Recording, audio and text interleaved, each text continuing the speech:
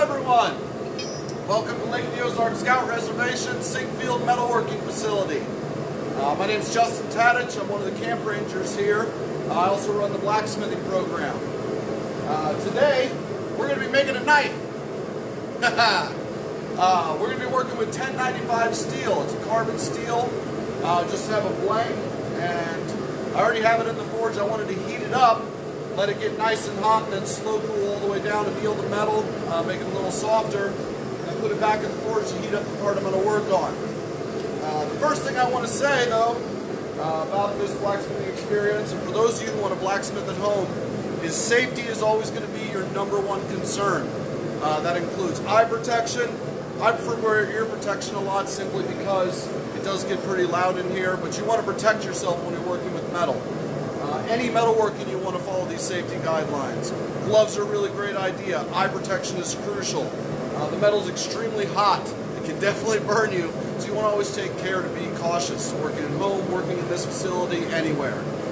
The first thing we're going to do with this knife is actually create the tang of the blade. This is something we used during the summer that I drew up to show the steps of making a simple hunting knife. I don't know if everybody can see that. The first part we got to do is to create the tang. That's the part of the blade that inserts into the handle. Now there's a lot of different types of handles you can make. You can do full tang, hidden tang. What we're going to be doing is a hidden tang, where it's actually inserted into the blade and it's seated with epoxy. There's other types, through tangs. Those goes all the way through the handle and are seated on the back end. And then full tangs are like you see on most knives, where you have the whole handle is shaped in metal, and then there's 2 scales on either side that are held in with pins. Today, though, we're going to be doing a hidden tang knife. It's a great knife to start off with. Scales can be a little tricky for some people. I prefer a hidden tang, so let's get it going. Like I said, the first thing we're going to do is create the tang. And to do that, I got to create a fuller, or a pinch point, to separate my tang from the rest of my blade.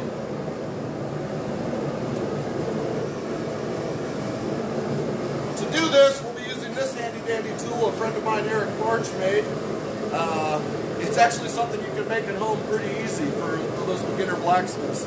All it is a piece of 1/2-inch round stock and a piece that fits into the hardy hole. What happens is you put the metal in here, hit it on top, and it creates a fuller, or a pinch point.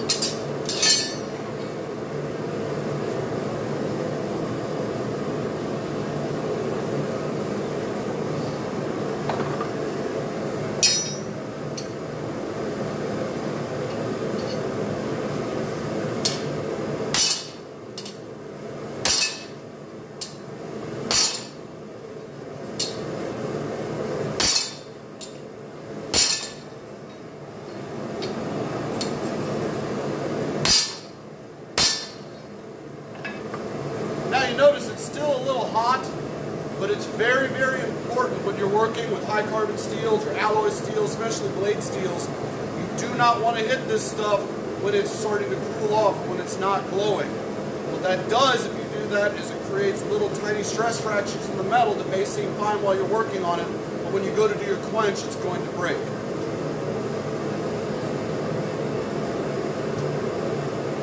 Only hit the steel when it's glowing hot. Very important. A couple other things. There's going to be a point once I get done forming the general geometry of this blade, do the bevel and stuff, where I have to let it cool in a vise.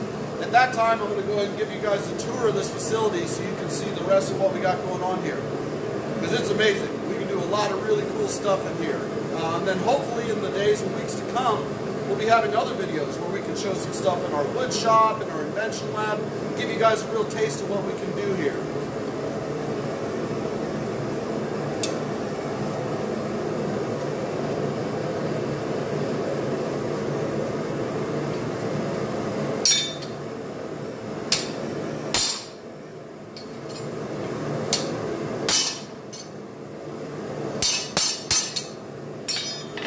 Alright, that fuller pinch point is kind of to where I want it. I know it looks a little off center right now. I can fix that. You can kind of see now, that is where it's going to start to be the tang of the blade. And I'll actually take that and draw that out into a point, and that's the piece that I'll hold when I work on the rest of the blade geometry and working on doing the bevel and such.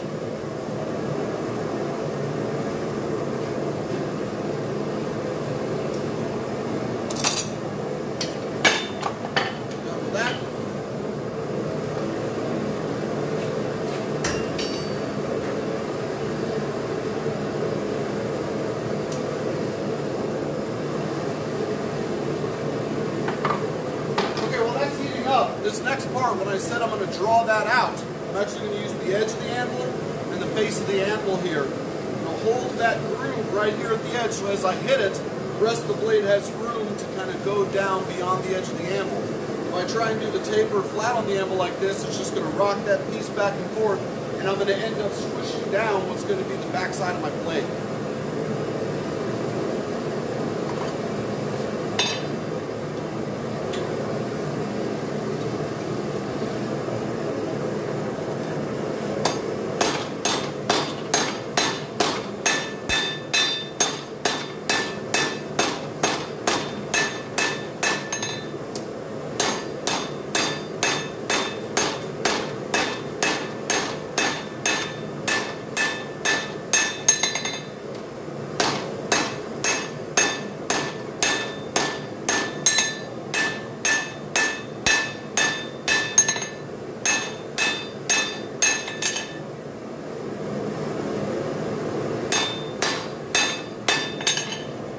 Now you can see it's already starting to kind of draw out a little bit. It's pushed a little bit to that side, but it's not a big deal. I can fix that because I kind of want that tang to be centered on the rest of my blade.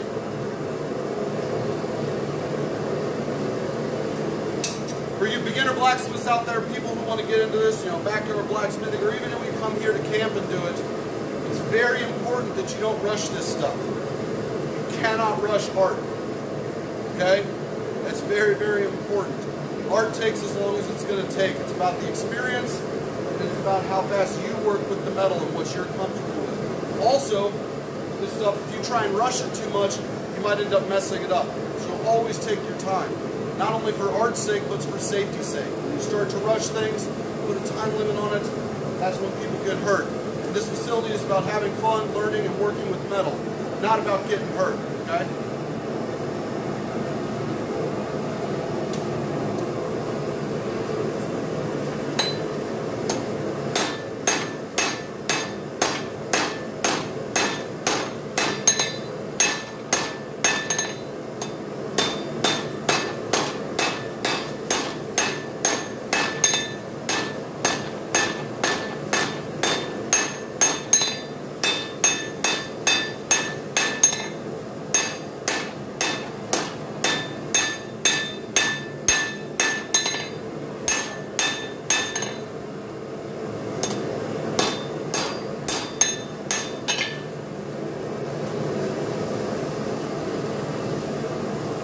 Now, I don't know if you guys can see it. I'll bend the camera down so everybody can see. I have quite a few hammers there on my anvil, okay? Each one of those kind of has a specific purpose for me. Some of them are for flattening, some of them are a lot more rounded. Most of my work is done with this. It's a Swedish cross peen. It has a nice rounded face. That helps push and squish the metal out. Okay, now when I get to a point where I need to flatten everything out and make it nice, I'll use this big ball peen that has a nice flat face on it. The rounded face is also cool for doing decorative stuff. We'll get into that once we do a lot more of the blade geometry.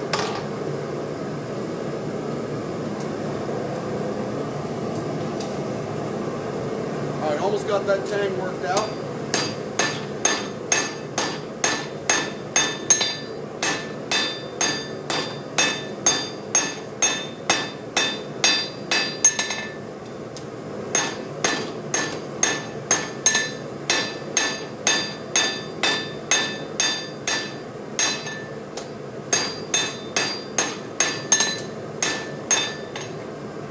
Got a decent tang going there. I'm actually going to clean that up a little bit using that ball peen hammer with the flat face.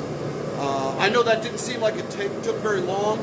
For you guys who are going to be doing this at home, working at your houses, or like I said before, even when you come into this facility, it's not necessarily going to go that fast for you, and that's okay. Remember, always take your time with blacksmithing in any art, okay? It's about your experience, and it's about how you work with the medium.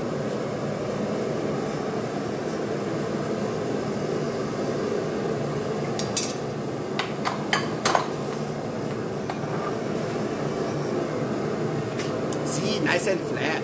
It's good.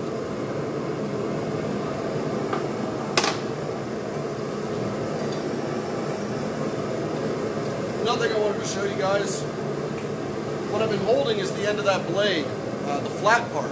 And for that I'm using actually a pair of tongs that are specifically designed for holding that. You see how they're offset like that? So if I needed to, I could grab farther up on the blade can kind of sit down here. It's specifically designed for grabbing that. When I switch this around, once I have the tang formed, I'll move over to a different set of tongs so that I can then hold that better. Tongs are extremely important for safety as well. Good tongs and the proper things to hold your metal, in my opinion, are just as important as eye and ear protection and just protecting the rest of your body, because if you can't safely hold the metal, then you can't safely practice the art.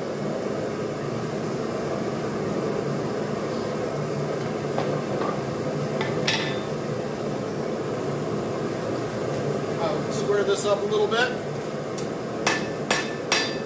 Nice, even little hits, kind of making that nice, flat on the edges, pretty.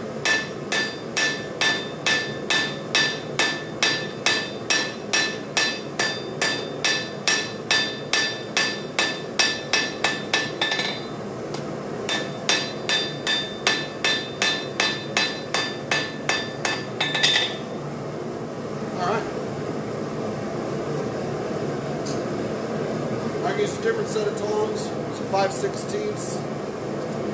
I'm going to grab right there and get that on those nice sharp corners that I created and hold the metal. It's not going anywhere.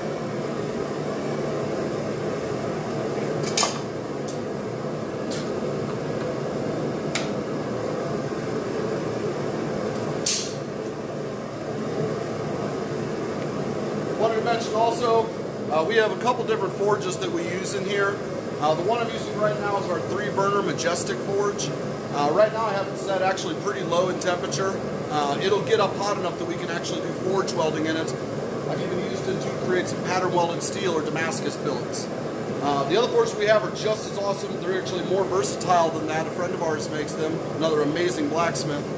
But they don't necessarily get to the temperatures that you can forge weld with. You can, but it can be a little difficult sometimes. That's why we got this, because one of the things we want to be able to add is forge welding into our program. But there is nothing wrong with those other forges. They're awesome. Because, I don't know if you can see in this one over here, you can actually take those bricks out. So if you need to put a large piece in, you can actually put those in once it's heated up and then slide those bricks back in to heat it up again.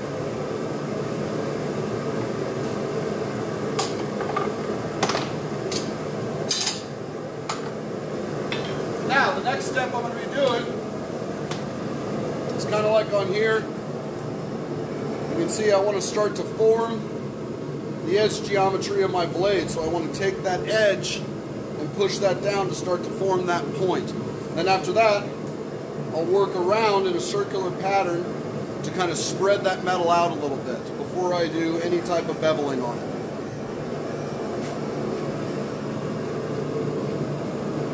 And for that, I'll use this hammer that I made. This guy, I know it's not the prettiest thing. You can see one side is rounded and one side is flat. That way, depending on the strike I need to take, whether I'm squishing out the metal or I'm kind of refining an edge and creating a nice flat edge, all I have to do is switch sides.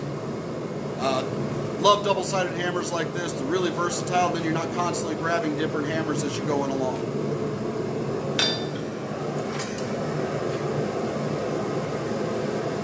Getting metal good and hot, I'm going to actually put this kind of right at the edge of the anvil and start to use this flat side. Push that in. Down. Now when you see me getting it down on that side like that, as you push down, that's going to bell out and kind of squish out. You got to make sure to flatten that back down. Otherwise, you're just going to have a really, really thick edge. You're not going to form that edge and keep everything consistent.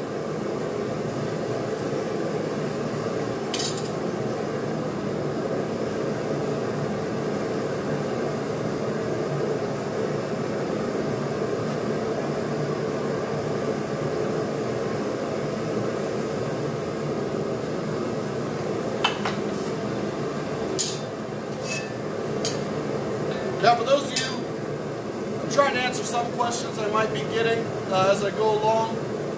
Feel free to write your comments on here, ask any questions when I'm done. At the end of the feed, I'll try and answer them to the best of my knowledge. But some people ask me, why am I wiping that off sometimes? That's actually the iron oxide scale that comes off metal as you're working on it. Now the blade like this, if you don't wipe that off the anvil and you pound your blade down onto it, that scale's going to get pushed in the blade. But because we're not heating it up enough, it's never actually going to combine with the blade. It's not going to weld to it. So when you go to your quench, all that's going to kind of flake off. And it'll leave pockets and stuff. So it's a good idea as you're working, go ahead and wipe off your anvil to keep you from getting that scale pushed into your piece.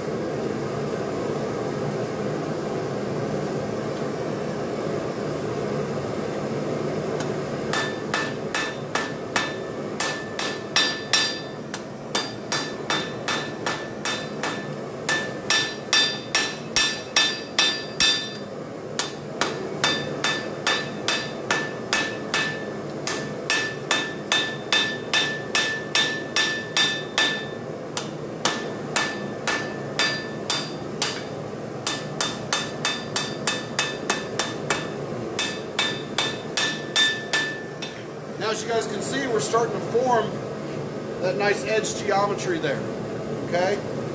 It's a little thick on the end, but as we move along, I'll be able to push that out as I expand it outward over. And once we have everything expanded out, then I can do the beveling. The beveling is where you actually hold your blade a little bit of an angle and your hammer a little bit of an angle, and you start to create that bevel so I don't have to grind so much in.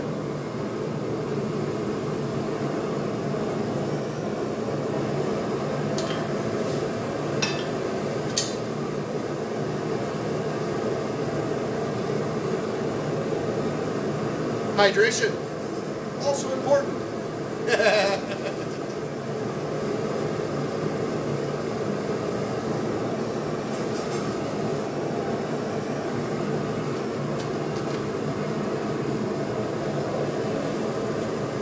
Can't have hydration at Steely without your trusty handy dandy Philmont Scout Reservation water bottle.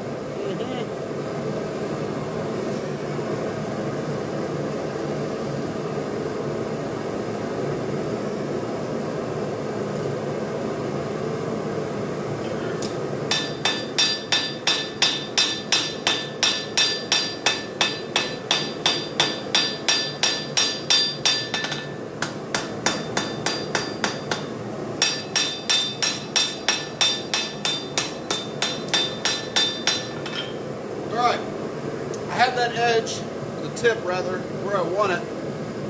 Now it's time to start expanding the whole thing outward.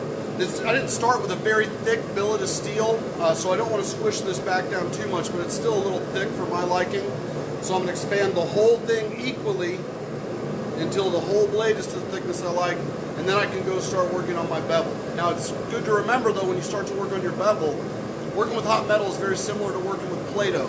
And so when you start to squish that out, it's going to want to push your blade into a curve, and it's going to actually bring your metal out more. It's going to make your blade wider. So it's good to remember kind of at the beginning kind of how blunt you want your blade, how thick you want your blade, so that as you manipulate the steel, you can bring it to the exact level that you want to. If it doesn't come out exactly how you want to, it's not a big deal. It's metal. You can always grind it off or do another one.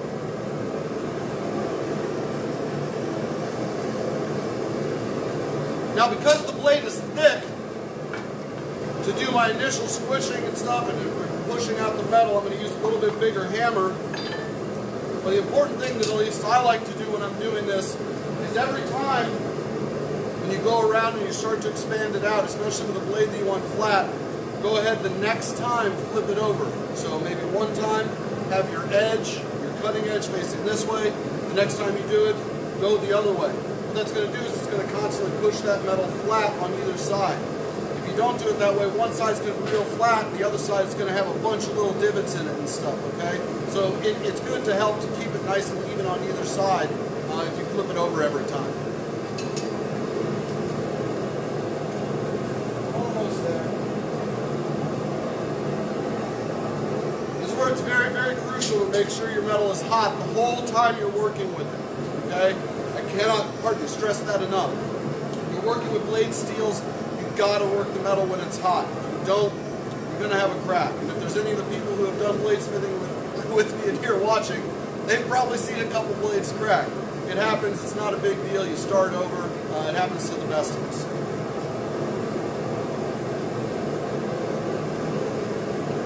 All right, like I showed you on the diagram, I'm going to work in a circular pattern. Go up the cutting edge first. The tip. Down the spine of the blade, back of the blade. And up the middle. Just pushing that metal outward. Now, this time I hit it with the cutting edge facing that way. The next time I'm going to flip this over and do it that way, so I'm constantly flipping that over.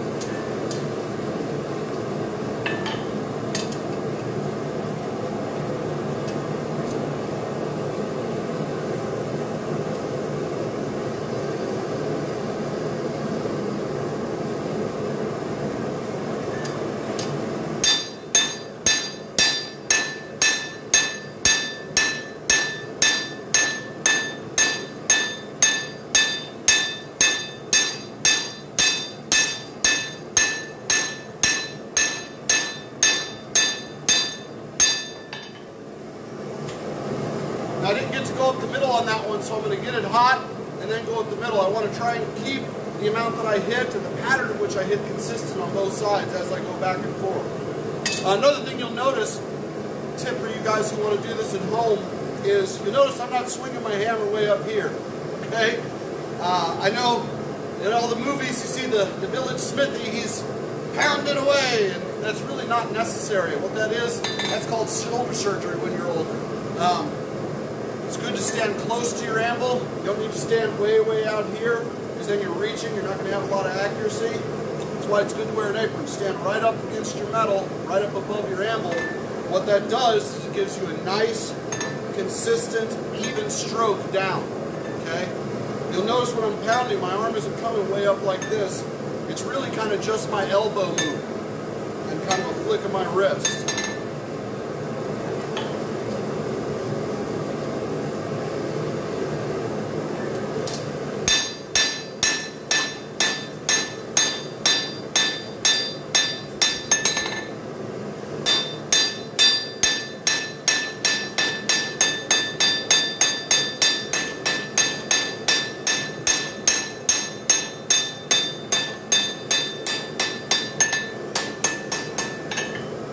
Okay, we're starting to get the thickness that I like on that side.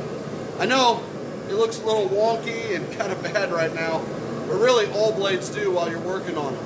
Okay, they're not going to look great until you get a lot farther into the process.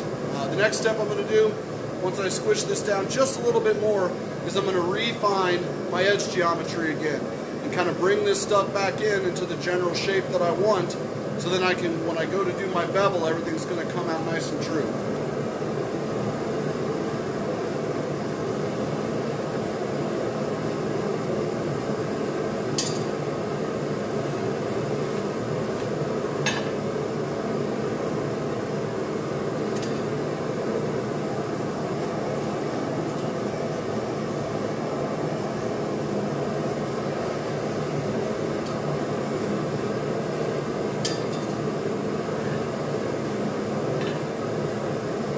Probably actually going to switch over to this guy now, because now it's going to be important for me to both be able to press the metal outward, use that rounded part, and also use the flat part to refine that edge geometry. So that way I can kind of switch back and forth as I move along.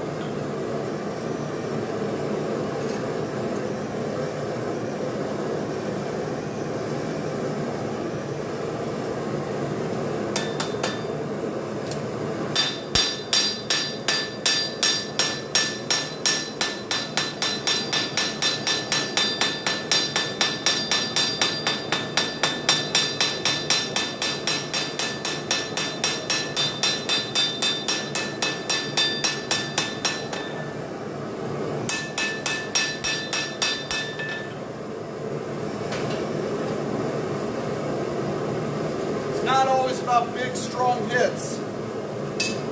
It's more important to be precise and controlled with your blacksmithing hits, your hammer hits rather, than big, strong hits. Sometimes working with big steel, you've got to bang it really, really hard. But a lot of the time, it's much more important to have your nice, controlled strikes as you go along. Sometimes, as your piece gets thinner too, it's not going to hold heat as long. The anvil sucks heat away, the air sucks heat away, and every time you hit it, it sucks a little bit of heat away. So you're going to be putting your knife back into the forge, back and forth a lot, and that's okay. Remember, only be hitting it when it's nice and hot.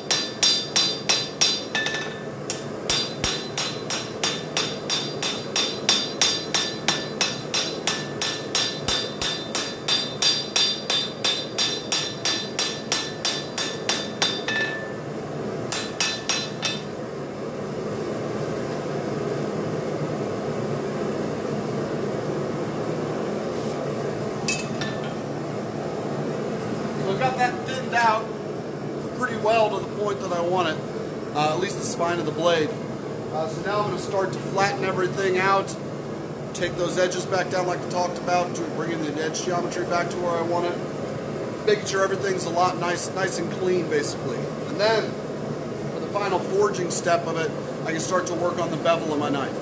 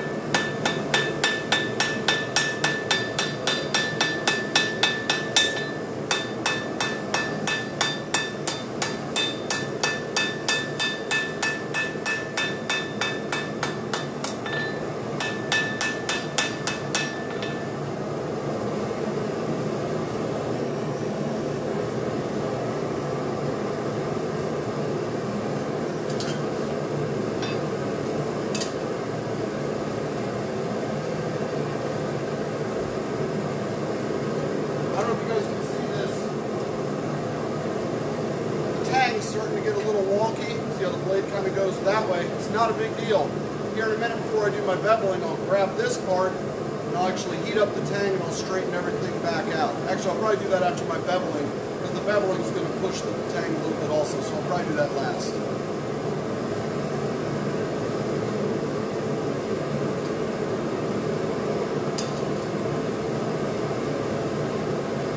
Now, you also notice that I have yet to quench this blade at all.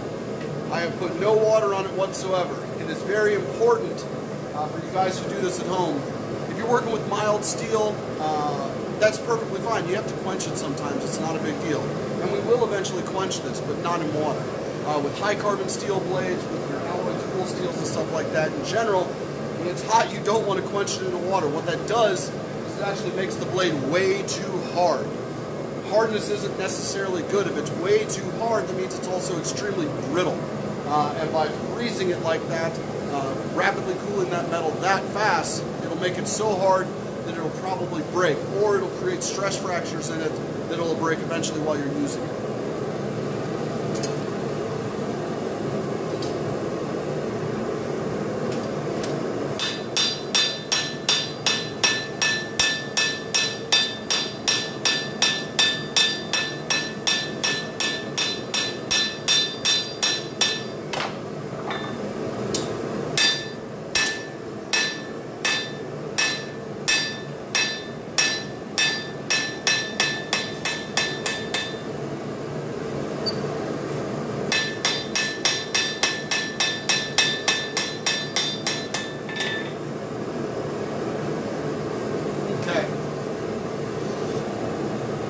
Now we've got the edge geometry pretty good. There's still a couple little waves in it and stuff we can take out.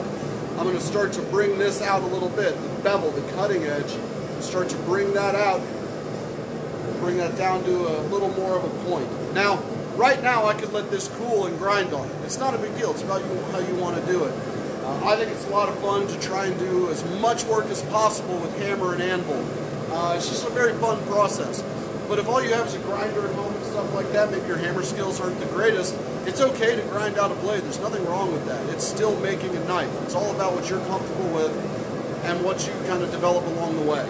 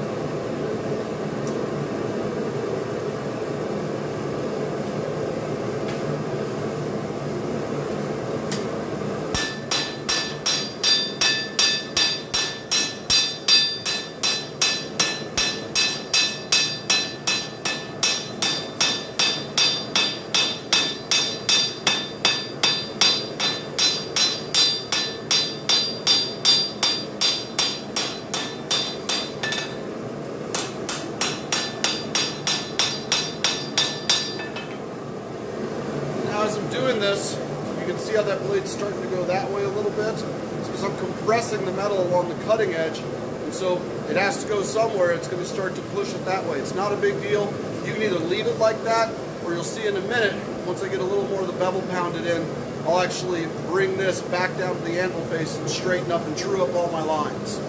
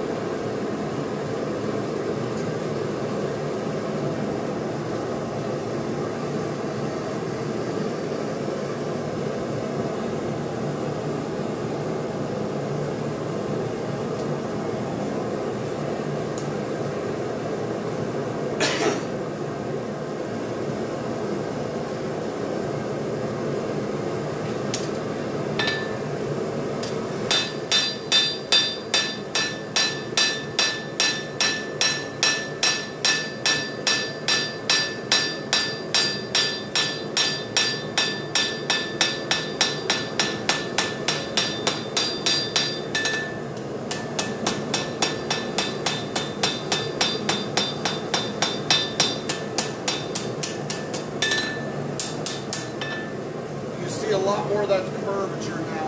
I'll fix that just in here in a second.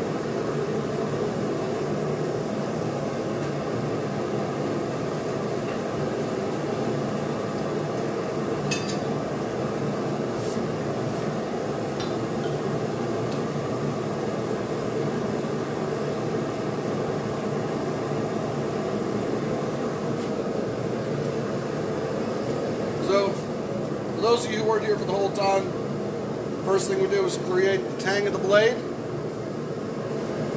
Then we expanded the metal outward using a nice circular pattern down the edge, down the spine, up the middle to kind of expand that metal outward and thin it out a little bit. And right now I'm at this point, I'm actually pounding in part of the bevel of the blade so I don't have to grind so much in, and I'm also expanding that blade outward, making it a little wider. The next part will be, once we let it cool, after we do a tour of the facility, will be to start doing the grinding, kind of refine these edges and finish doing the bevel, and then we'll move on to the quench from there.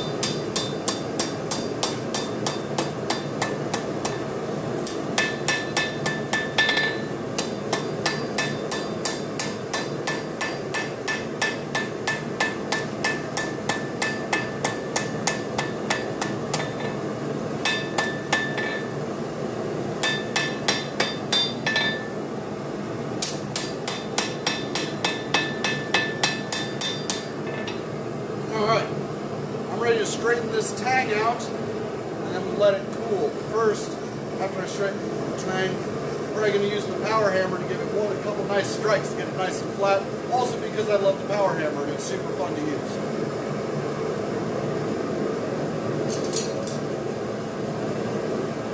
You see what I was talking about? Those blade tongs, they hold that just perfect so that I can work on that tang.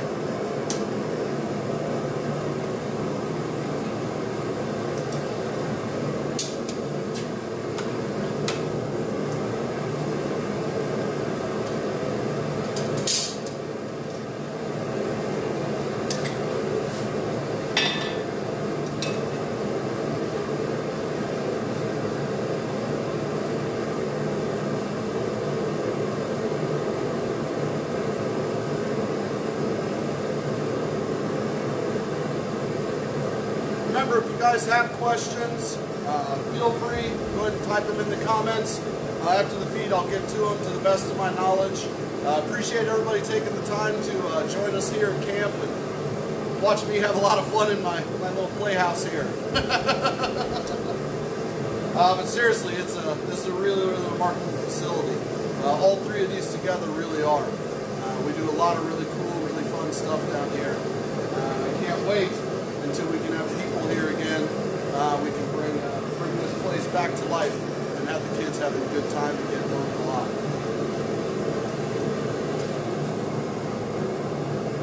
Okay, a little bit wonky.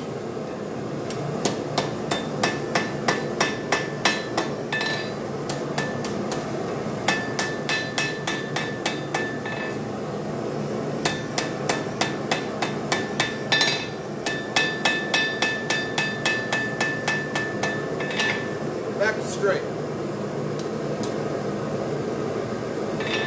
Now, you can see that's a lot thicker than this, and I would like to widen that out a little bit. I'm actually going to use the power hammer now to flatten that down. You can do that by hand. It's not a big deal, but save a little time so we can get into the rest of the process. I'm going to go ahead and do that step on the power hammer.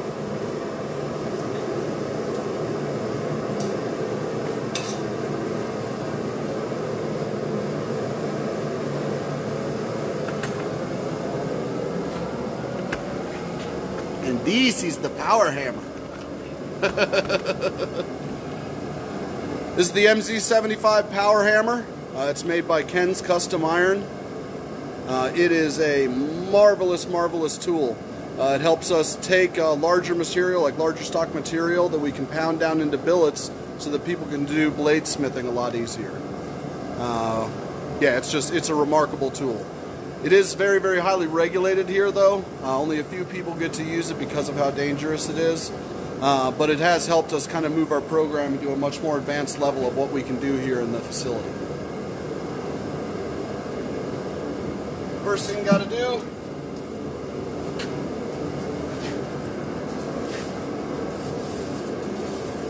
get it all lubricated.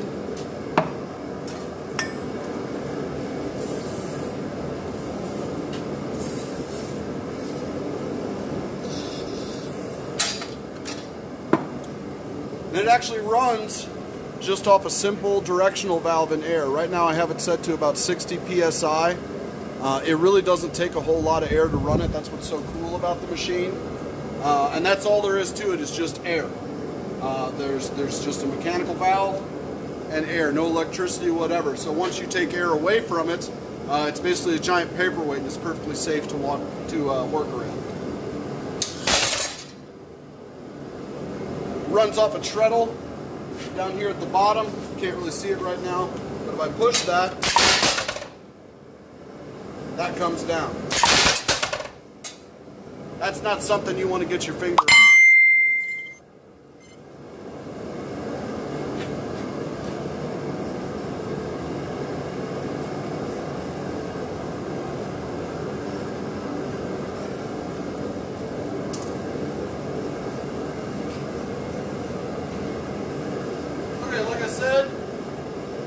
Wanted to get this down so it's the same width, so just put it under there. A couple hits, and we have the proper width we want. Now I know that looks kind of weird, but I'll be able to grind that out.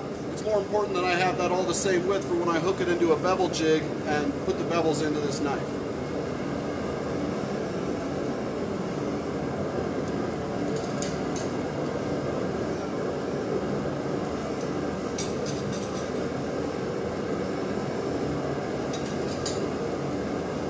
Now I'm heating that blade up one more time so I can put it under there and get it nice and flat and even. Then I'll go ahead and lock it in a vise vertical, let the metal cool down slowly to anneal the metal so it's nice and soft for grinding. At that point, I'll take the other things we can do.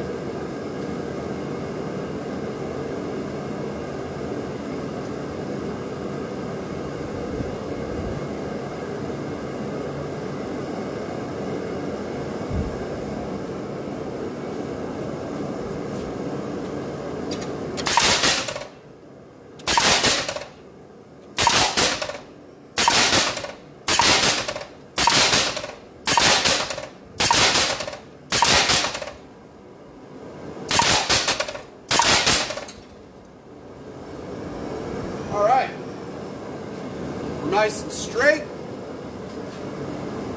Got the bevel how I want it, nice and flat. We'll use the grinder to kind of clean up some of that and make it nice and even up there. And then we'll be ready to start grinding on it and then move to the quench. So give me 1 sec to lock this in a vise and move on to the tour of the facility.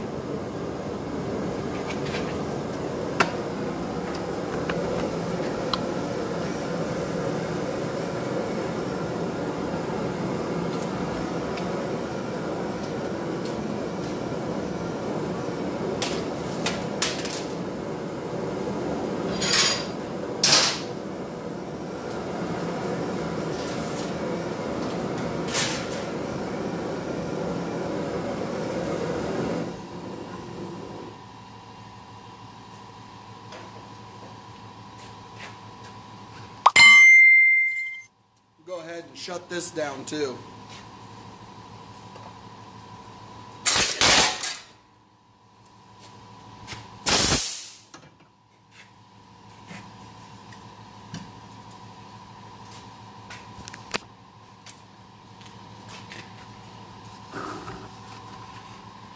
So now that I have the air disconnected from this, like I said, it's just a paperweight. It just sits here. It can't be used at all.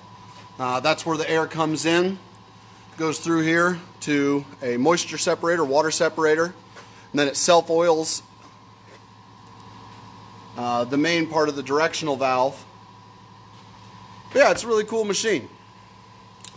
So moving on from there, first of all, everybody's got to check this out. It'll probably be super bright. Hopefully by the time I'm getting close to done, it'll be sunset. You guys will get a gorgeous view. This is the view from our blacksmith shop or metalworking facility. It is marvelous. And over there, you can see our Invention lab. This right here is kind of our blade finishing area. We recently got this Dremel with some tungsten carbide bits. This is for if you want to engrave into a blade, you know, engrave initials, do patterns, things like that.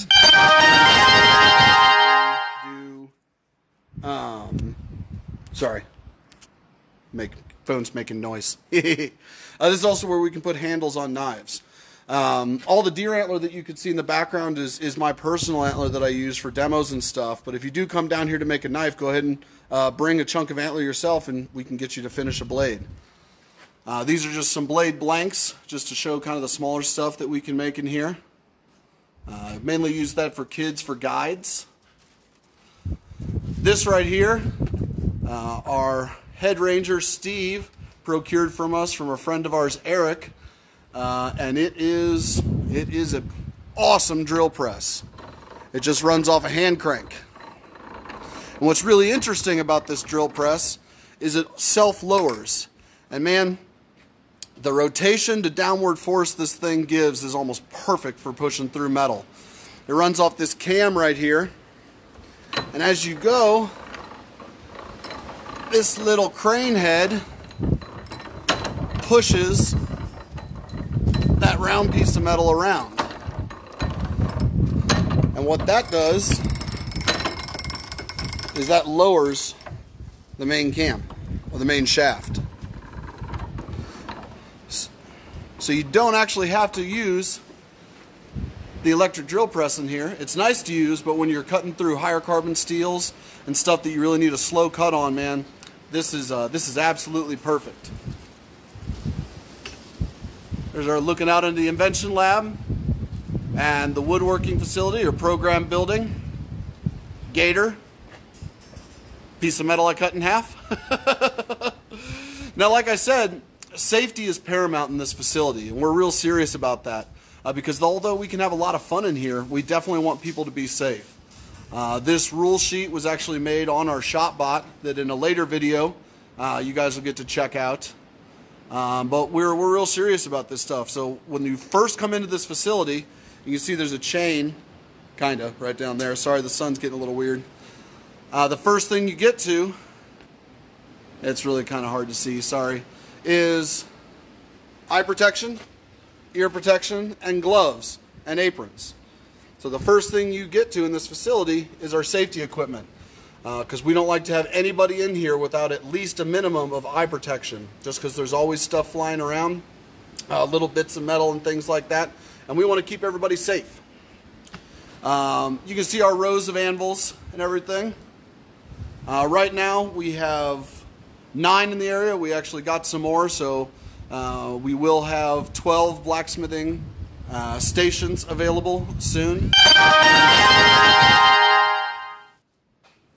Right here is our hand tool. You know what, I'm going to go ahead and shut this door so we can see what's going on in here.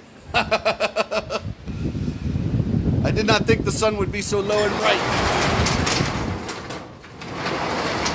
There we go. And that's the nice thing about this facility is we designed it to be able to be closed up, but with all the doors, it's kind of like an open pavilion when we're working in here, so it gets a good breeze. So yeah, these are all our hand tools. These are hammer and tomahawk drifts for doing the eye of what the handle goes into for tomahawks and hammer making. Vice grips, files, punches, basically anything we could think of. It would be a simple hand tool for our youth and adults to use while they're in here. Now obviously knife making is going to be very, very popular, so we've really kind of upped our knife making area. We have 2 of our 2x72 Grizzly belt sanders. These are not just for knife making, you can use them for all kinds of metal shaping, but they're extremely handy for knife making. Our multitude, and I mean multitude, amazing amount of belts. A good friend of ours who was doing high-end bladesmithing, his name's Ned. He went to woodwork, and so he was very gracious to give us a great deal on some amazing equipment, like most of those belts, this polishing wheel, this belt sander, which is awesome because it has that little metal rest there, and that goes into a tool that I'll show you here in a few when we go to do the bevel and grind on that knife. And this thing. Now this is just super, super cool. What this is it's a heat treat oven. And so you put your blades in there, and you can basically bring this thing up to just about any temperature you want. I had it up to almost 2,000 degrees when we first got it to test it. Mainly we use it for heat treating the steel, or basically the softening after you harden it a little bit. But it's digital, and you can have it bring up to whatever temperature you want, as slow as you want, as fast as you want, hold for a certain amount of time, and then it'll cool down at a certain rate also. It's an amazing tool. What's nice is for when we're doing bladesmithing classes in here, when we have a bunch of people doing it, we can put everybody's blade in there and do the final heat treat all at once instead of just having one person sitting there with a torch and doing it by eye. Also, that allows us to make sure we're getting the perfect temperature for our heat treat, so these blades are going to have the perfect ratio of strength and malleability. Now, I do love the hand crank drill press, but I do love this guy as well. This is our variable speed drill press. Great for either drill.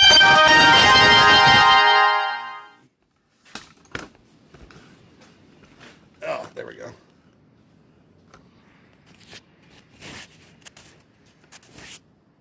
Either for setting rivets, etc. There we go. Sorry, my phone was making weird noises, and I had to delete something so that it would stop making weird noises. Okay. Now on to our newer revamped area in our facility is our welding room. We have our chop saw in here. We have another chop saw out there for use in the blacksmith shop. This one's mainly for the weld. Grinder for in here for grinding off welds, etc. And then we got these really handy dandy tool carts for our welders, all our welders.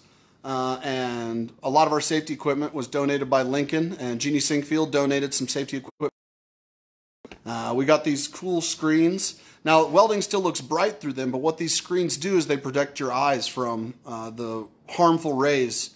Say you have your helmet up next to somebody who's welding, you're not going to damage your eyes by somebody welding next to you. Like I said, we want to keep everybody safe in here, and so we're doing everything we can to provide the facilities and provide the equipment to allow.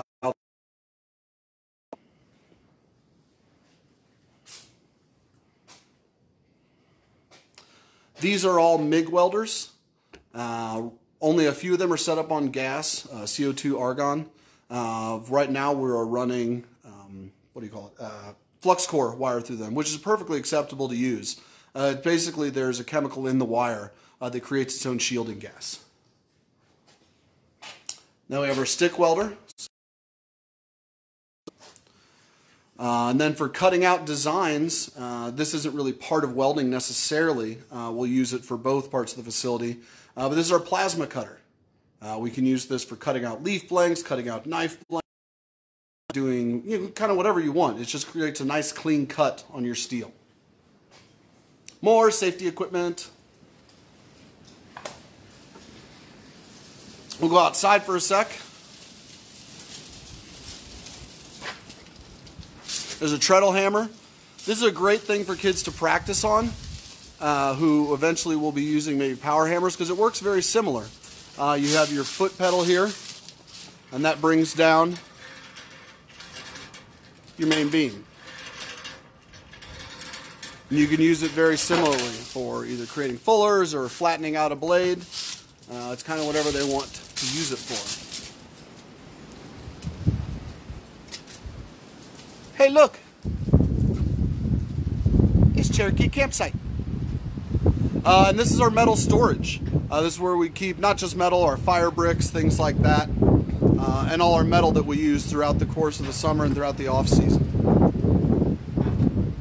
So let's go check. Hopefully that blade is cooled off by now and we can start grinding on it.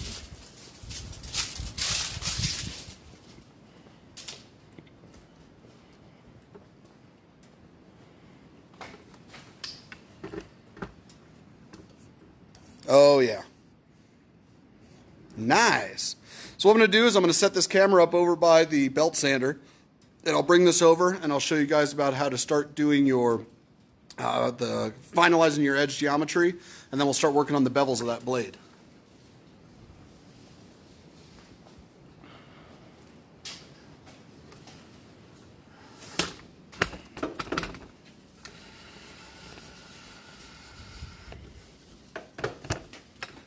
Such a cool tool.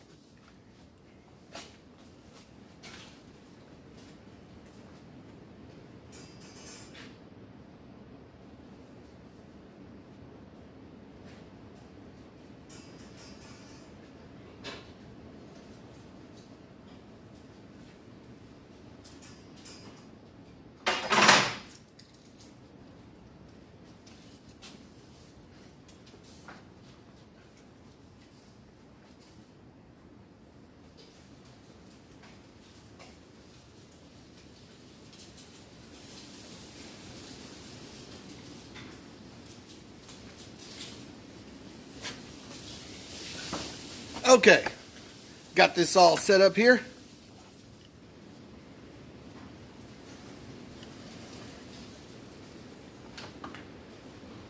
Now the first thing that I want to do is I want to clean up the flat parts of these blades and kind of refine my edge here, okay? So we'll turn this on. It'll be a little loud.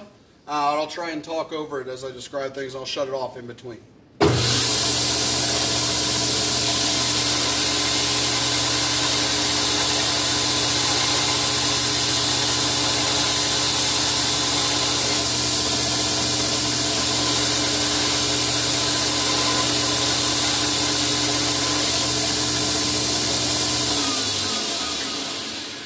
Now I know I said you never want to quench this stuff in water, but during this process, because the blade's fully cooled down, we're not heating it back up to the point where a water quench would hurt it. You are going to have to quench these blades, the blades you're working on, in water occasionally, because the friction of your belt sander is going to heat up the metal quite a bit. You don't want to burn your hands. So occasionally, you can't see it, but I got a big bucket of water here that I'm occasionally dipping this in to cool it off so I don't, even through leather gloves and stuff, I don't burn my hands.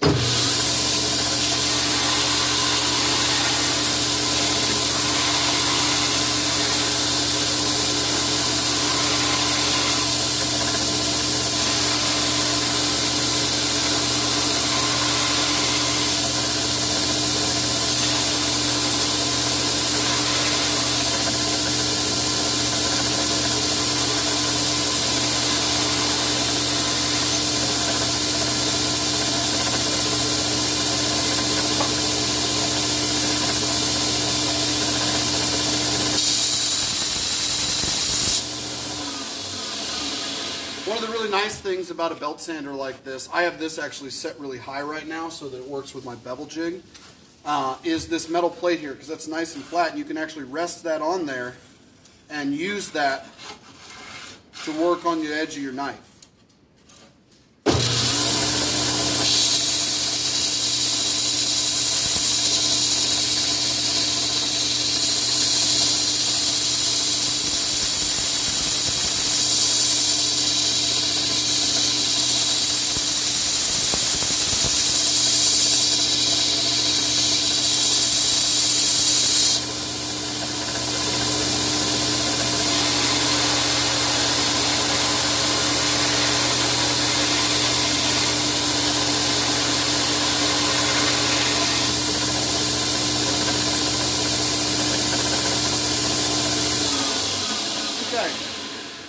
From here forward, I have my edge geometry where I want it. But right now I need to create some points back in here, basically to refine that little edge. Because right now it's a little rounded, and there's nothing wrong with that. You don't have to fix that, but for the knife that I want to create, I actually do want to fix that.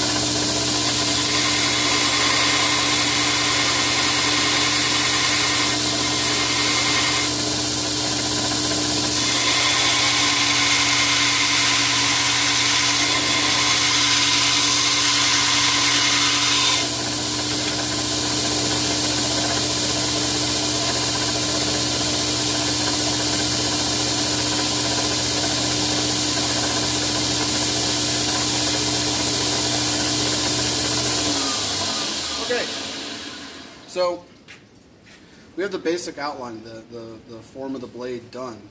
At this point, what I want to do is kind of clean up these flat areas. Now again, you don't have to do this. You can leave it as is. But I just want to make sure this is nice and even and flat on both sides before I get to doing my bevels. We're going to start right here. This is a 40 grit, and then we'll move to an 80 after that, and then we'll probably go to a finer grit of belt, so that this will be nice and smooth. And to do that part, we actually use this cool little guy right here. You can get these at Harbor Freight. It's just a magnet. And that way you can do the flat part of your blade like that without having to hold your hands against it, which is going to heat up and protects your hands quite a bit.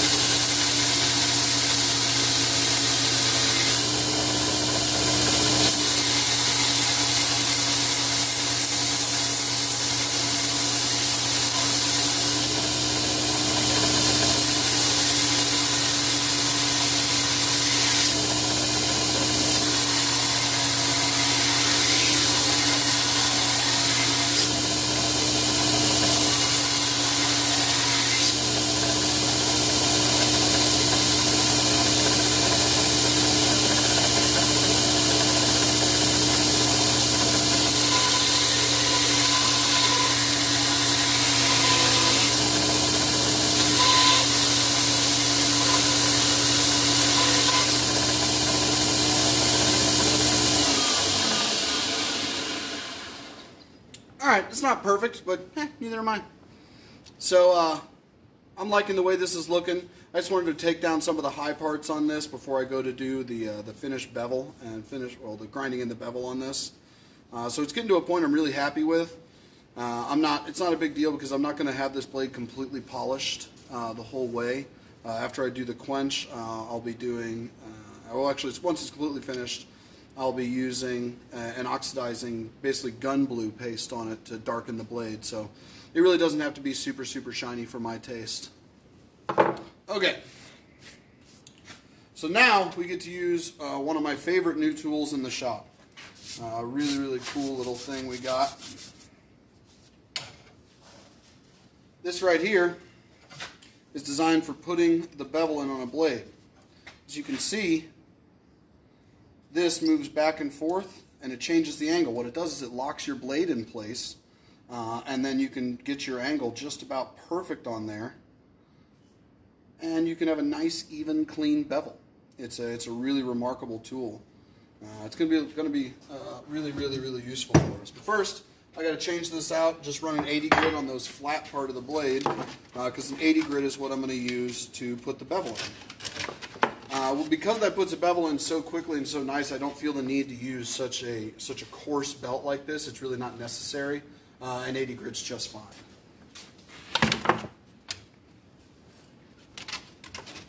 Now, I know not everybody is going to have these type of tools who does this at home. It's not a big deal.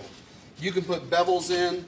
You can do your edge geometry with an angle grinder. I mean, really any type of grinder. I just want to show you kind of the way we do things here.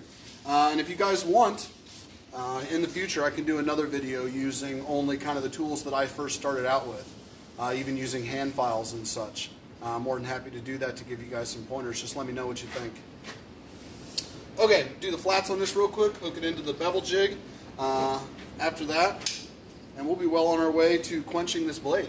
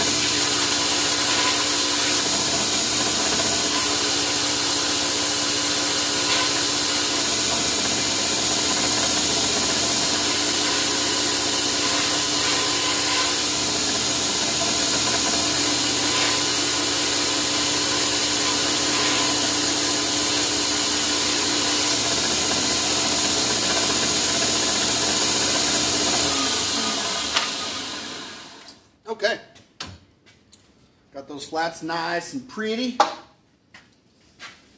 You guys give a kind of close up of this. You can see I was doing the flats. It's not hitting in here because a lot of this I hand beveled. Got a little bit far right there. But the knife is coming along just fine.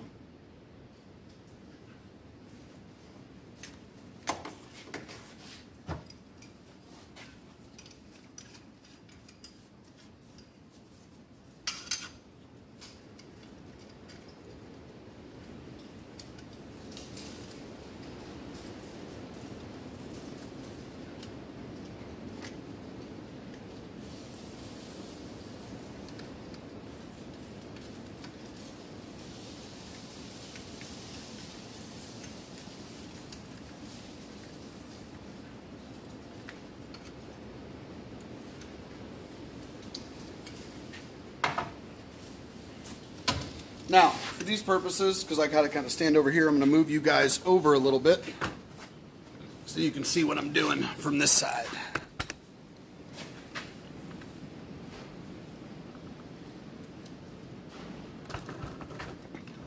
There we go.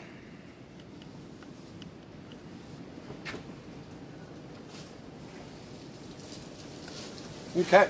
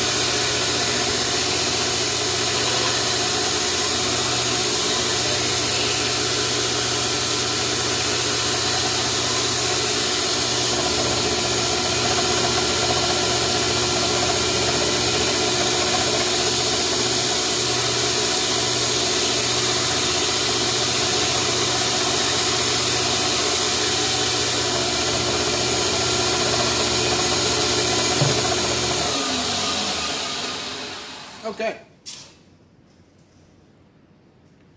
Now we're going to flip this around and do the other side.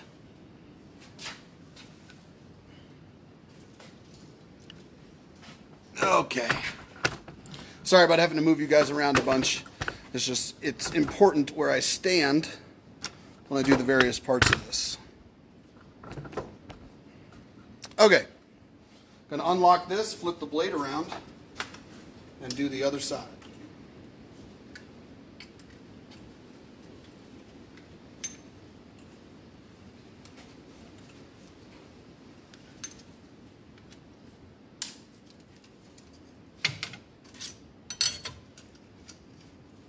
Takes some time to change it out, but it is well worth it to be able to get nice consistent bevels on your blades, make it all kinds of pretty.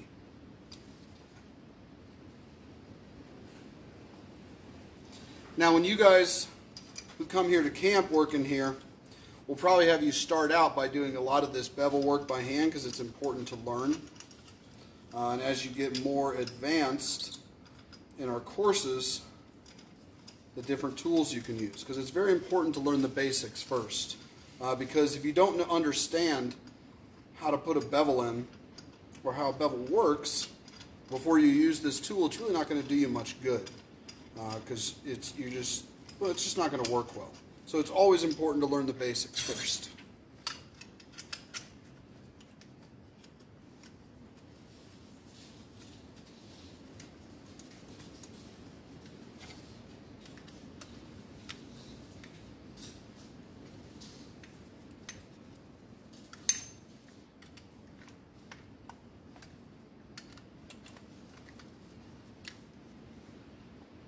All right.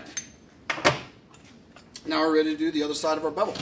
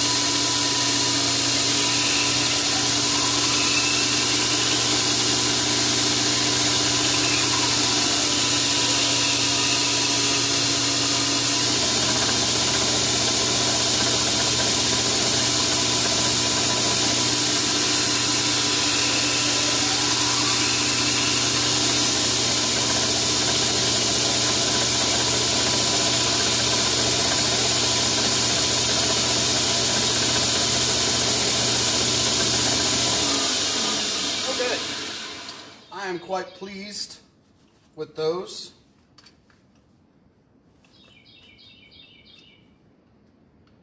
Actually, before I do this, I'm going to go ahead and use a little bit finer grit to clean these edges up just a little bit, and then we'll be good to go.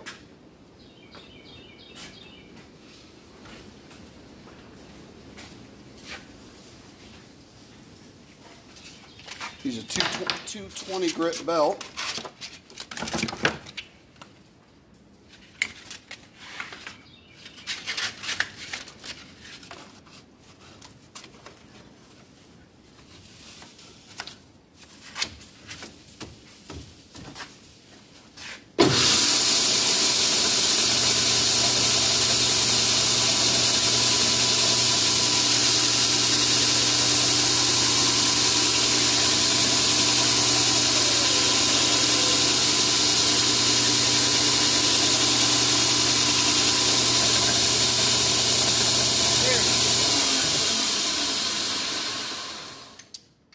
Sorry you guys got to wait while I switch this stuff over, but it's important to get both sides of this as equal as possible.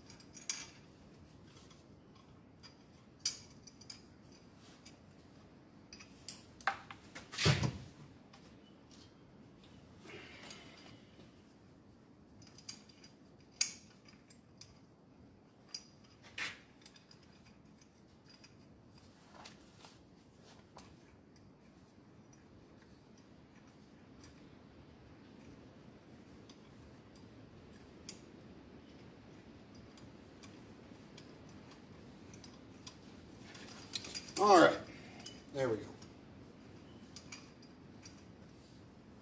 Now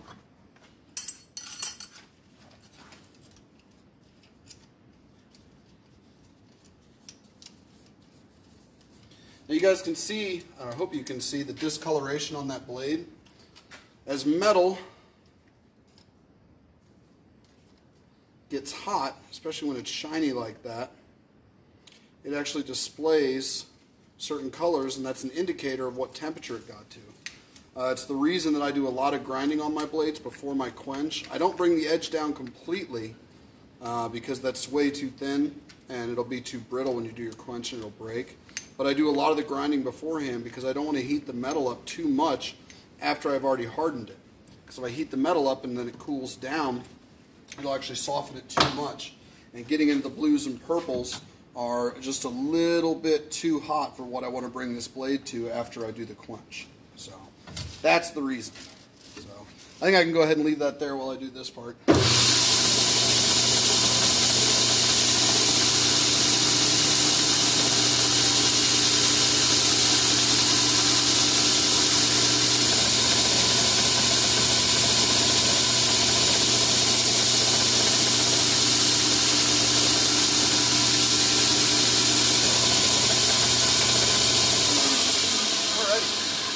Yeah, I know, all that work putting the blade on for a couple little passes, but it matters. It does. You know, getting it how I want it is important. Just like when you guys, if you're doing work like this, it's important to get it to, you know, your level of what you want it to be. A lot of the times when I'm teaching in here, the kids will ask myself or my awesome assistant Cody. They'll ask, well, is this good enough? And we always tell them, you know, it's not important how we feel about it. It's important how you feel about it, and we really believe in that. This is a place about learning. We don't expect people to create master craftsmanship in here. We want people to learn, and so, you know, it matters what you think about your work, not what somebody else thinks.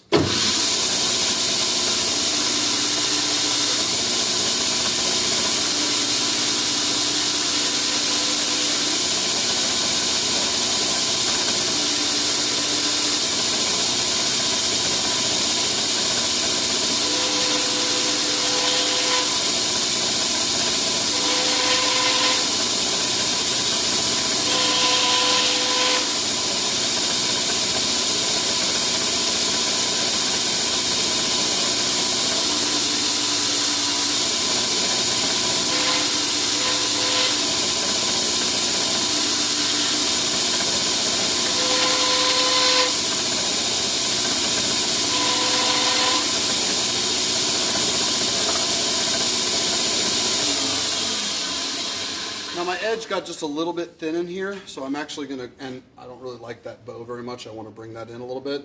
So I'm going to clean that up also to make that a little bit thicker for the quench so that I don't have any cracks in my blade.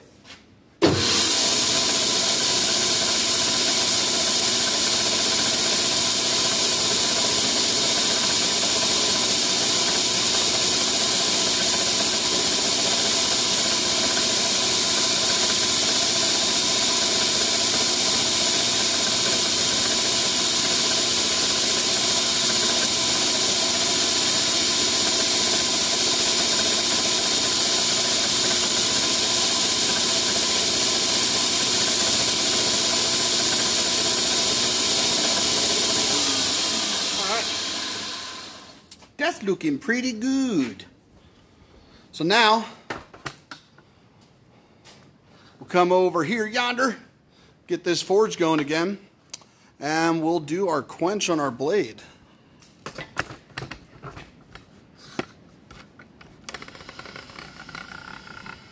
Now, I'm going to be quenching this in cooking oil, but I'm going to heat the cooking oil up a little bit. It makes a little for a better quench.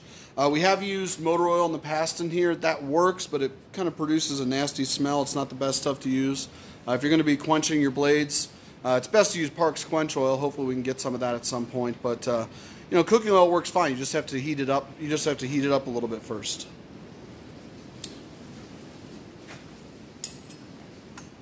Okie dokie.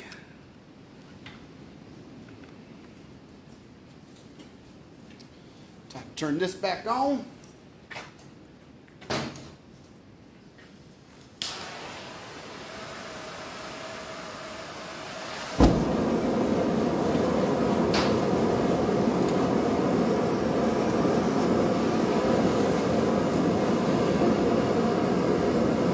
I think that it's finally nice enough outside, or the sun's down enough, we can open up these doors and you guys can... Oh yeah, it's pretty. So while that's heating up, I'll give you guys a nice, gorgeous view of sunset over the lake.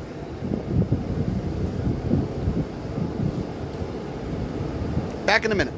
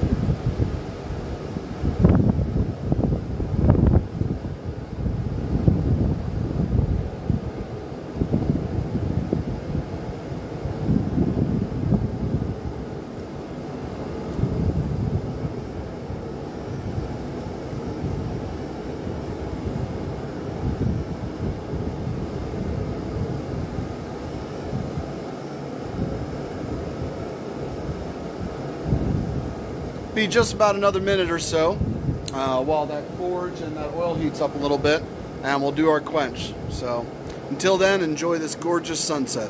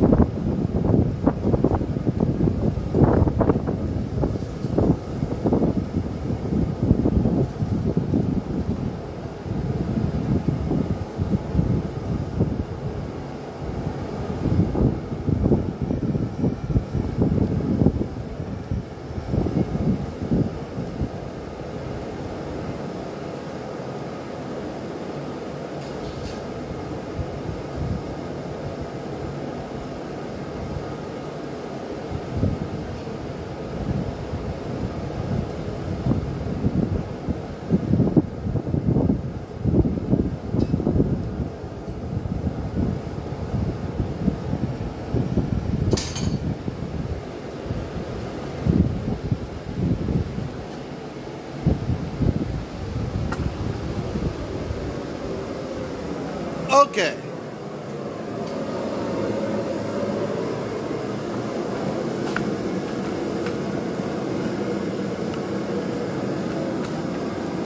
So we're getting ready to do the quench. I got the oil heated up. Blade's in the forge. Once that reaches non-magnetization point, basically glowing red, she'll be ready to quench down into that oil, and it'll harden the blade. Once the blade's hardened, it cools off a little bit, clean it up, and then the last thing we'll do is I'll put it in that heat treat oven. We'll probably sign off then, simply because the heat treat oven takes quite a while. What it does is I'll heat the blade up slowly to around 450, 475, and then it'll hold for an hour, and then it'll slowly cool down. The quenching of the blade hardens it, makes it really hard, but you have to soften it just a little bit to get that nice ratio of strength and malleability.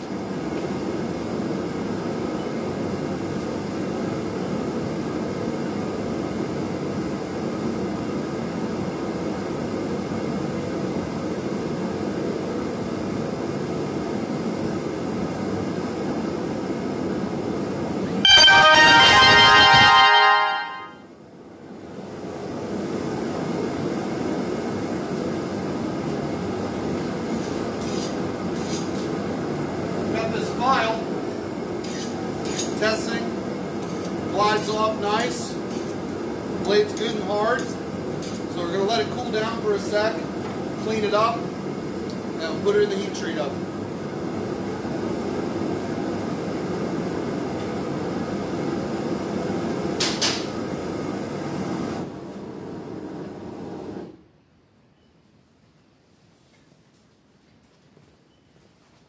My phone's making noises again.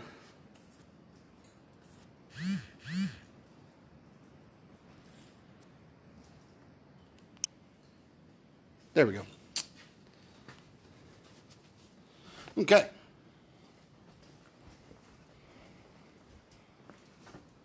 So if you guys can see that. Looks pretty dark and stuff, but not a big deal. We'll clean that up. So it just needs to cool off for just a minute or so. I'm going to get the heat treat oven ready and get a couple things ready to polish this up. Until then, I will let you guys watch the sunset some more, because I'm enjoying it as well. It's been a windy day, but man, it's just been beautiful. Grass is starting to grow. Dogwoods are blooming. It's getting really, really pretty out. Better than nasty rainy. So, just a minute, and we'll go to the next step.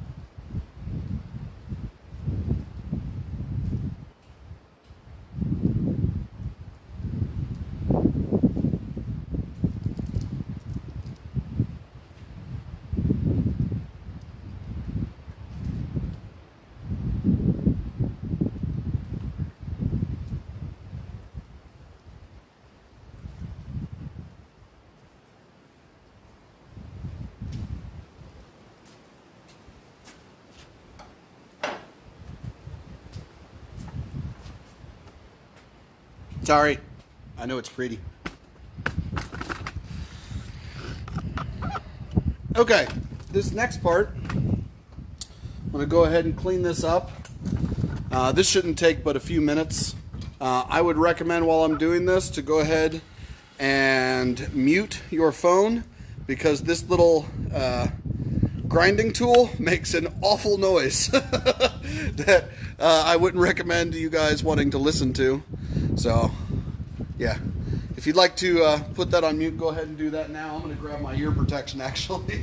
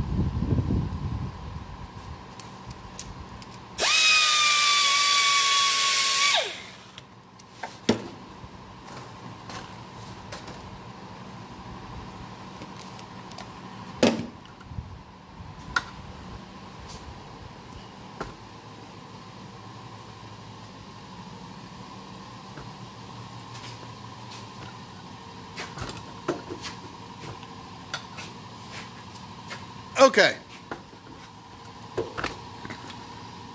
Now we're going to do real quick, I'm just going to kind of clean these marks that I made up, polishing that down.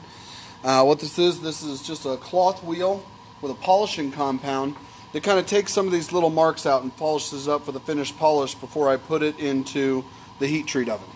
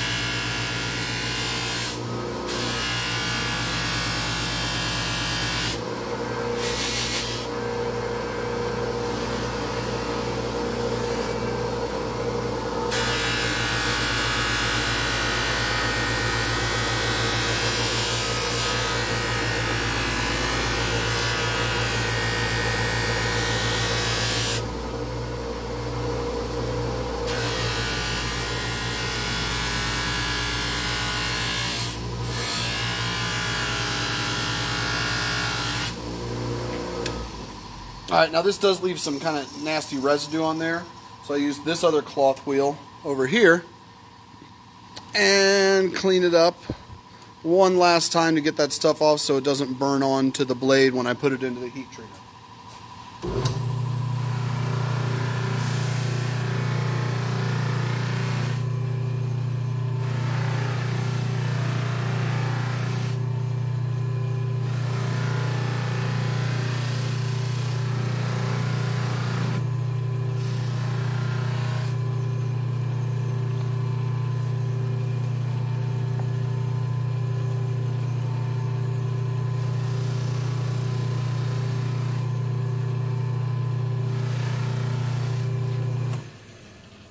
Okay. Time to go over here and use this here fancy dancy heat treat oven.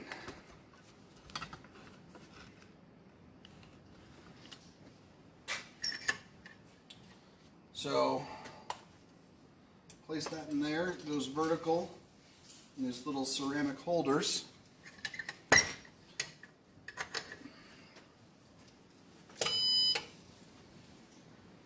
There's no error.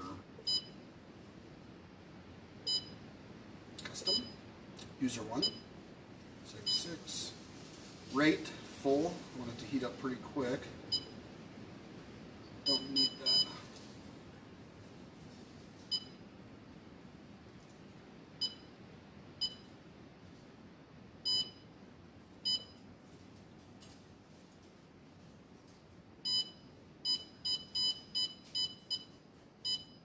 I'm going to do this one to about 470. And then once I hit this, it'll hold for 1 hour. So it'll heat up to 470. Actually, I'm going to drop that down a little bit. But, it'll be fine. It'll hold for 1 hour, and then it'll slowly cool down. Ready? That's current temperature in there. Then there's electric coils in there that heat up. That'll bring it up pretty rapidly to the desired temperature.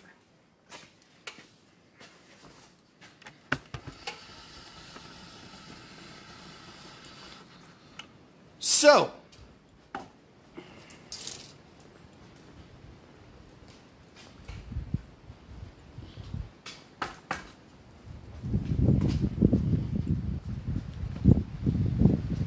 give you all one last view of the sunset.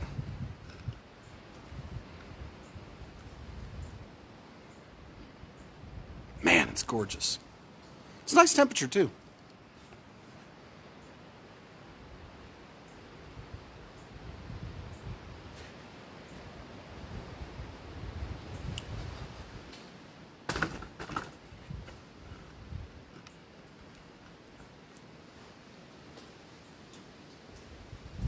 Well, I hope you guys enjoyed our bladesmithing demo this evening. Thanks to all of you who joined us. Again, I didn't see if there were really any questions. If you did want to ask questions after the video, that's fine. I'm more than happy to answer them. As well, if you have any comments on our facility or any videos you guys might want to see. I know we're planning on hopefully doing one of the shop bot, the laser engraver, maybe a couple other things. But if there's things you'd like to see us do down here at the Invention Lab or here at camp, let us know. We can either make a video, I imagine, or do a live thing. We'll do our best to accommodate. So, again, hope you guys enjoyed. Thank you. I had fun. I always love having a good time in the blacksmith shop. But hope to see everybody soon. We'll see how the future holds. Thanks again. Ranger Justin signing off.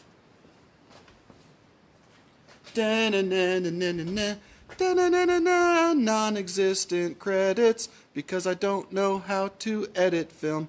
Give you guys one last shot of the sunset.